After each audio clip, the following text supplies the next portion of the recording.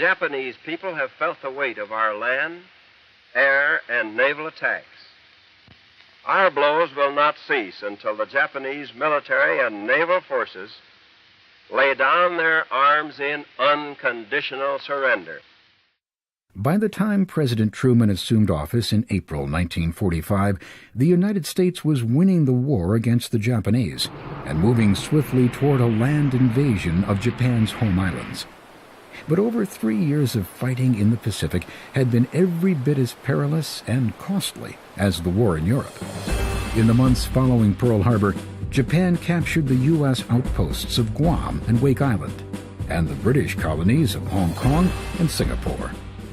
In the Philippine Islands, Supreme Allied Commander in the Pacific, General Douglas MacArthur, was ordered to flee from a Japanese invasion, leaving behind 100,000 U.S. and Filipino troops as prisoners of war. MacArthur vowed revenge. I shall return. Despite the disastrous start, American spirits were lifted in April 1942. Colonel James Doolittle led a successful bombing run on Tokyo in a move designed to strike fear into the very heart of the Japanese. A month later, in the Battle of the Coral Sea, U.S. and Australian forces resisted an enemy attack, preventing a Japanese invasion of Australia. In June 1942, the Japanese launched a secret plan to capture a U.S. military outpost at the Midway Islands, 1,000 miles from Hawaii. But the U.S. intercepted a secret communication and sent a carrier group to ambush the approaching armada. Japan struck first. Waves of warplanes attacked U.S. forces on the island, inflicting heavy damage. The U.S. responded, sending torpedo planes and dive bombers to attack the Imperial fleet. The first squadron met fierce resistance and suffered tremendous losses. But then, within the space of an hour, the U.S. turned the tide of battle by destroying 3 Japanese aircraft carriers. By late afternoon, Japan was in full retreat. 6 months after Pearl Harbor, the Battle of Midway was a major turning point in the war with Japan. From that point forward, the United States was on the offensive. General MacArthur devised the strategy of island hopping to fight the Japanese in the Pacific. The U.S. would island hop past Japan's heavily defended islands and seize the more easily defeated outposts. There, the United States could build landing strips and employ air power to cut Japan's supply lines. By August 1944, the U.S. was island hopping steadily toward Japan, capturing Guadalcanal, Saipan, Tinian, and Guam. By October, the U.S. Navy reached the Philippines. In the Battle of Leyte Gulf, they fought the Japanese fleet in one of the greatest naval operations in history.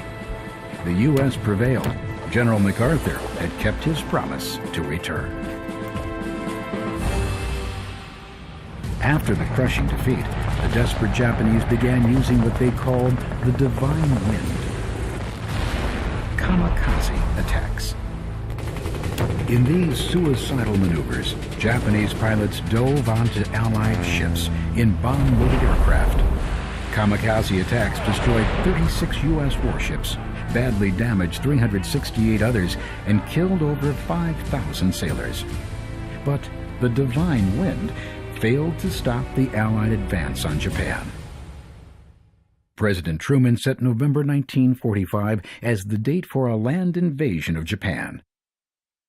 But to stage the attack, the U.S. would first need to capture the heavily fortified islands of Iwo Jima and Okinawa.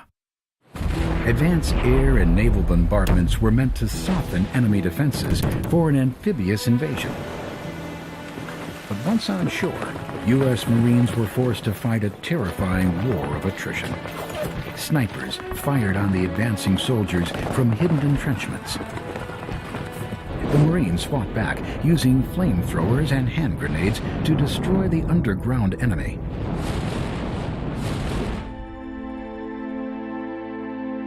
When the last shots were fired, Over 18,000 Marines had died fighting on Iwo Jima and Okinawa.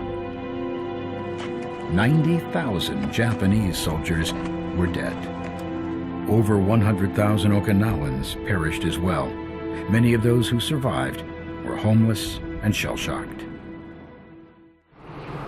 As the U.S. marched across the sea toward Japan, daily raids by American B-29 bombers were destroying Japanese cities and killing thousands of civilians. In a single firebomb attack on Tokyo, over 100,000 innocent Japanese were incinerated. For Japan, defeat was inevitable, but the island nation refused to surrender. The mounting loss of life worried President Truman. Military advisors cautioned that 250,000 American lives could be lost invading Japan. Shortly after becoming president, Harry Truman learned of the Manhattan Project, a code name for the best-kept secret of World War II, a nuclear weapon powerful enough to destroy an entire city. Testing in the New Mexico desert proved the atomic bomb not only worked, it was even more powerful than scientists predicted. President Truman was faced with a sobering decision: use the horrible weapon to end the war, or risk the lives of countless Allied troops in a land assault on Japan. With the urging of top aides and military advisors, Truman decided to drop the bomb on Japan. The Allies issued a final appeal to Japan's military leaders to unconditionally surrender. This was known as the Potsdam Ultimatum. Still, Japan's military leaders remained defiant.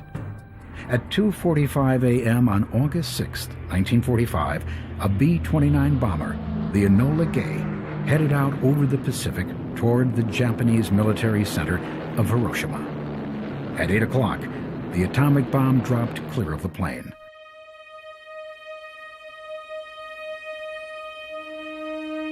"43 seconds later, the city of Hiroshima was annihilated.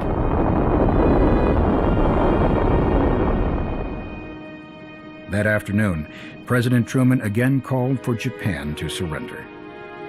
When Japan failed to respond, a second atomic bomb was dropped on Nagasaki, leveling half of the city and killing more than 60,000.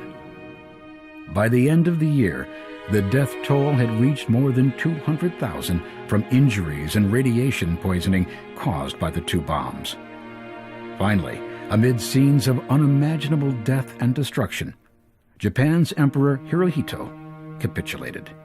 I deem this reply a full acceptance of the Potsdam Declaration, which specifies the unconditional surrender of Japan.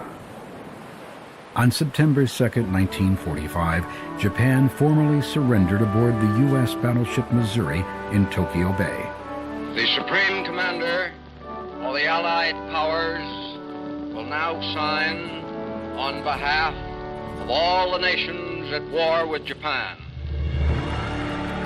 The war was finally over, and the world celebrated.